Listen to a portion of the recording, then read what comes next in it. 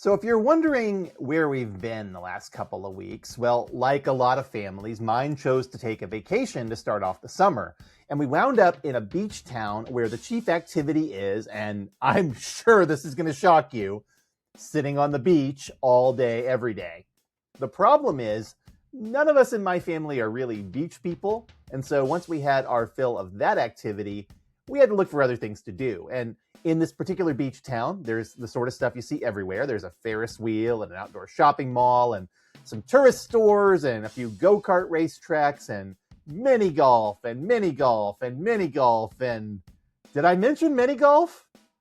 So we were looking for something a little different to do. And that's where we discovered that a local zoo has started an enterprise offering an experience I've never seen offered in the US, but which I know has become quite popular in Japan. A Capybara cafe, where you can sit and enjoy some quality time with the world's largest rodents. And while we usually avoid anything that smacks of animals being taken out of the wild and being put on display for bored tourists, this enterprise is a little bit different since it is run under conditions where the needs and health of the animals are being respected, where zoologists and domestic animal caretakers are working side by side, and where there's a clear demarcation between treating the animals like pets, not okay, and treating these animals like wild creatures who are comfortable enough with humans to tolerate our intrusion into their space, much better. My kids were thrilled, and in fact, so were a lot of the other kids and teenagers that we saw while we were there, because the chance to be up close and personal with exotic animals like this is a real treat, particularly when the experience is being guided not by cynical hucksters out to make a buck, but people who are really concerned about providing a once-in-a-lifetime experience for everyone involved.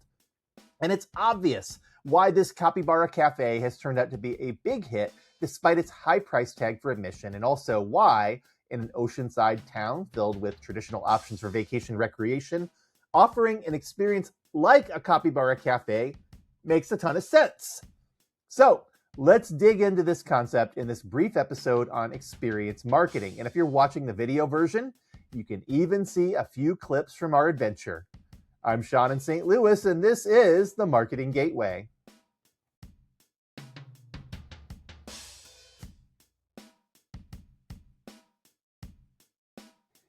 Experience marketing is nothing new, and as long as there have been circuses and carnivals and theatrical performances, professional sports, races, musicians, street performers, and theme parks, there have been marketers who have thought very carefully about how to ensure that people are having a good time, so they'll be more willing to spend some money along the way. And the more we learn about historical cultures, the more we discover that food stalls and wandering vendors and souvenirs have long been a part of having an out-of-the-ordinary experience. But what sets a good experience apart from a great one is the attention to detail. And this is why companies like the theme park divisions of Disney or Universal or Lego or even Knott's Berry Farm have poured so much time and attention into ensuring that guests have a wide variety of opportunities to not only have fun, but to buy the things they need to boost their mood and remember the trip by. Guests who express a higher amount of pleasure tend to not only be bigger spenders, but also more loyal. And a study from 2008 published in the Asia Pacific Journal of Tourism Research found that visitor immersion during consumption, surprise, participation, and fun were all key indicators of loyalty. A 2019 study published in the Journal of Tourism and Leisure Studies went deeper and found that pleasure and memorability were also shaped by the amount of satisfaction or anxiety people felt regarding waiting to do things. In theme parks such as SeaWorld, where there's less stress involved and the atmosphere is more relaxed, guests tend to have stronger memories and recall than in crowded theme parks where they spend a lot of their time waiting in line for rides. An implication of the research is that scheduling guaranteed activities rather than setting up long queue lines alleviates stress and enhances pleasure and satisfaction, and thus loyalty in an experiential setting. Other research suggests that loyalty in turn leads to return visits and greater consumption. In other words, if you're offering an experiential service and you take care of people's needs, they'll take care of you with repeat patronage and more patience for your high-priced services and amenities. So, how does this relate to the Capybara Cafe? Well, we first need to delve into talking about a different sort of cafe experience, which also originated in Asia, and that is a cat cafe. So I briefly discussed cat cafes a couple of weeks ago in our look at pet marketing, and I'll be honest, I really didn't intend to talk about them again so soon. The basic premise of cat cafes is that customers pay a cover fee to sit in a room with a bunch of cats and spend time with them in a way that allows the cats to feel safe and friendly while also raising money for their care. Early versions of the cafes allowed people to consume food and drinks near the animals, but modern versions tend to separate the experience from the consumption. In fact, the model is very similar to a theme park. You schedule the experience, purchase a ticket, and then show up to pet cats before exiting to the cafe and gift shop to make further purchases to help you remember the experience. Cat cafes are popular in dense urban areas where it's difficult to keep cats as pets, and the experience of getting to meet and play with a bunch of cats is very attractive for animal lovers who want to enjoy the fun these pets can offer without having to deal with the actual care and feeding of them. Now, is it expensive? Oh, yeah. For my family of four, a visit to a cat cafe can easily push $200 for an experience that's at most an hour long. But part of what makes the experience worth that money is knowing that we're supporting the cat's ability to live great lives in a friendly setting that's very different from the traditional animal shelter experience and which isn't as problematic as visiting a pet store or a breeder. But indoor cats are domesticated animals. They're dependent on humans for care and feeding, and thus a cat cafe is an experience that makes sense. A capybara cafe, on the other hand, seems at first like one of those private petting zoos or menageries that most zoological folks would tell everyone to steer clear of. Capybaras, the world's largest rodent, are from South America and are actually becoming quite a problem for urban areas right now, particularly in Brazil, where they have been moving into urban runoff areas and getting sick or injured from trash or getting hit by cars. A capybara is the size of a medium-sized dog, and while they're not aggressive and only eat plants, they are protective of their social groups and can become quite quickly physical if they're feeling threatened. The premise of a capybara cafe, then, is to encourage the creatures to show their gentler side and to allow people to visit with them and feed them fresh vegetables, which, I can tell you from experience, they will enthusiastically eat. But the problem is that capybaras are not domestic animals raised on farms and used to human handlers. They're often only seen in zoos or in their natural habitats and definitely shouldn't be taken out of the wild just to go live in a cafe somewhere. This is where the cafe we went to showed some very serious care and concern, not just for the people visiting, but also the animals themselves. The place we went, it's called Wild Encounters, a capybara cafe, is right next to a small zoo and has trained educators on staff who are responsible not just for shepherding the animals, but also watching them carefully for changes in mood or temperament and instructing the patrons on how to sit and position themselves to ensure the experience remains positive for everyone involved. I was really surprised at how well run this enterprise is. Guests begin in a waiting area where they can watch and observe the capybaras with the next group before entering in the enclosure themselves. This helps to reduce nervousness and helps build positive excitement. Once guests are admitted for their half-hour or hour time slot, depending upon which level of ticket they purchased, they're assigned to a particular table or lounge and asked to sit and wait for instructions as the capybaras are let into the area and given the choice to go wherever they want. Because the copies tend to favor the people closest to them, giving them food, the staff will move guests around and provide directions on how to interact with the capybaras and how to feed or pet them properly.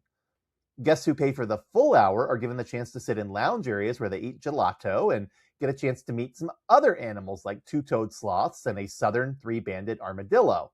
Though it costs twice as much, it was actually $400 for my family, the experience is far more exciting and great for those who want to have a broader animal encounter with capybaras as the highlight. And the animal educators taught us just as much about those other creatures as we learned about the cappies. The decor is very neon infused and cool and inspired by Japan, with pictures of capybaras doing things like surfing or wearing kimonos or even going into space. The entire vibe is very chill overall, focused on enjoying the animals and respecting their desire to move around and interact with humans without feeling the need to do tricks or perform. One of our animal educators even explained that they don't use toys or try to train the animals to behave in any ways, but instead use zoological methods of enrichment and reinforcement to bring out their wilder instincts. Now, you might be thinking, That sounds like an awful lot of money and trouble to go to for your family to sit in a lounge for an hour and see some capybaras up close, Sean. And you know what? It's true. It is. But we've been to the St. Louis Zoo a number of times, and we've seen the capybaras there when they have them. And, it's been fun, but never that memorable. This Capybara Cafe, however, is a place and an experience my kids, my wife, and I will never forget. We got to meet these animals not as exhibits in a zoo, but as creatures we could pet and feed and just hang around with without having to worry about our safety or theirs. Now, one of the things I was also told by the staff is that this venture has been wildly successful. In fact, the bookings for the day filled up pretty fast, and the gift shop seemed to be selling quite a lot of souvenirs to happy families on their way out. The experience was novel, well managed, and crucially, just the right length of time for both waiting and getting to hang with the animals. And when it was time to go, it was less about the disappointment of running out of time than the wonder of getting to have that experience at all. And since capybaras are sort of the in thing right now, this cafe is definitely in the right place at the right time to catch a steady stream of newcomers with some disposable income and a desire to have a unique vacation experience. That's a big win for the patrons, but also for the animals who benefit from receiving all this education, attention, and care and feeding. Well, I'm Sean in St. Louis, and this has been the Marketing Gateway. See you next time. So our plug this month is for animal welfare and rescue. And I'm not going to mention any one particular organization as a place that I want you to designate your attention because there are so many that are in need.